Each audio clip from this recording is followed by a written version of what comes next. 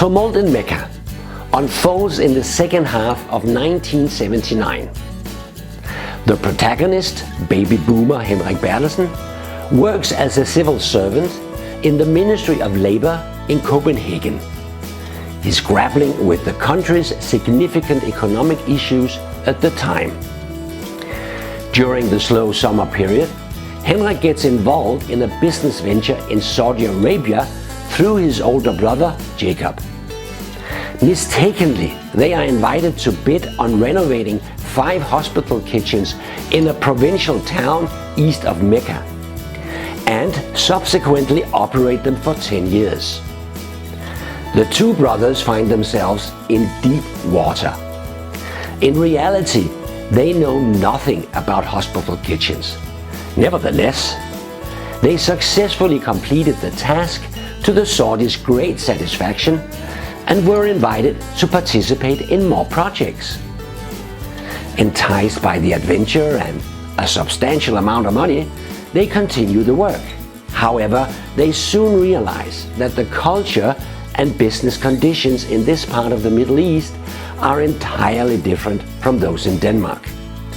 And due to their already full-time jobs, they need to exit the projects. But it's not that simple. Fortunately, Prime Minister Anker Jørgensen calls an election, and as the ministry's pay slows down, Henrik and his brother can tie up the loose ends of the projects. While back in Denmark, preparing a presentation for the Saudi Ministry of Health, he is offered a job at a large American computer company. This opportunity does not align with his career plan, but the prospect of a significant salary increase piques his interest. He can use the money, as he and his English wife, Samantha, are in the process of adopting a child from Indonesia, which is not cheap. During a subsequent stay in Saudi Arabia, Henrik and his brother are invited to bid on a project at the University of Mecca. They do not want to miss this opportunity. But as non-Muslims, they are not allowed to enter the city. This issue was resolved, and early one November morning in 1979, just before sunrise, they stood on a hilltop just outside the Grand Mosque, waiting for the morning prayer to begin. According to the Muslim moon calendar, it's the first day of the 14th century, and everyone is excited. And then all hell breaks loose. I won't reveal more, but like the rest of the book, it's quite an adventure.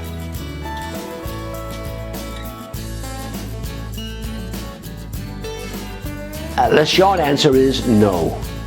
The book belongs to the genre we call autofiction. This means it is based on an autobiographical foundation, but the story's events, institutions, and characters may be fictional. Readers will experience a realistic historical framework for the story, which I present as biographically accurate as possible. Within this framework, the characters move and create and encounter fictional events. However, nothing in the book couldn't have happened in reality.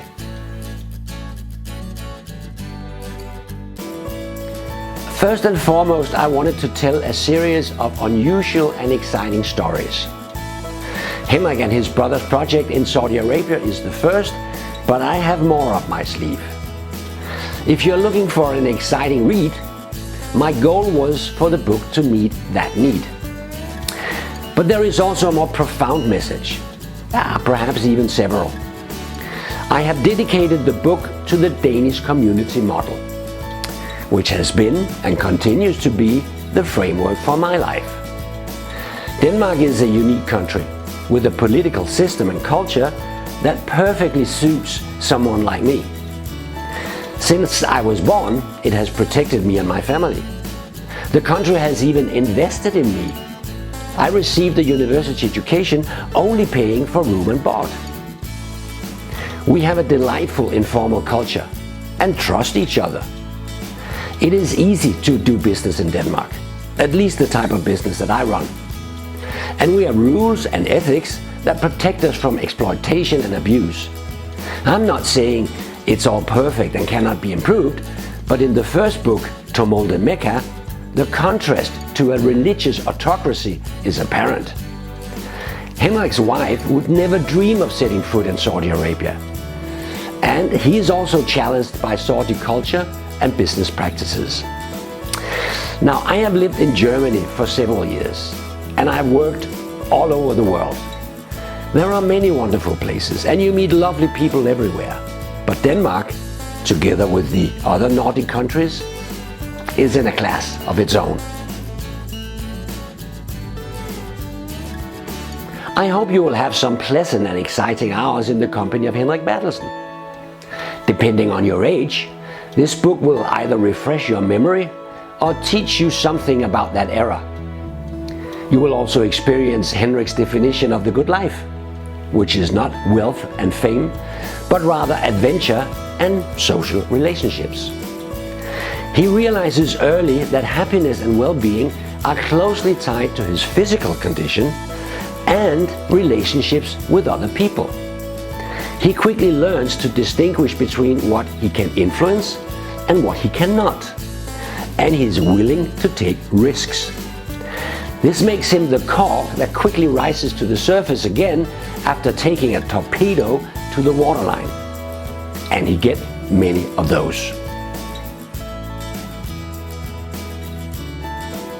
Anyone who enjoys reading Ken Follett, Jan Guillot, Jeffrey Archer, Ken Kesey, or Wilbur Smith will like this book.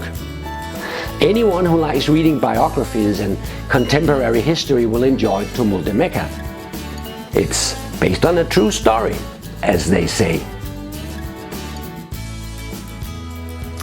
When it is released in September this year, that's 2024, it will be available in all bookshops and on all online portals worldwide. It will be available as a paperback, ebook, in hardcover, and as an audiobook. It may also be available for loan at libraries. Now get the book and enjoy some entertaining hours in the company of Henrik Bertelsen and his brother while they embark on their remarkable adventure in Saudi Arabia.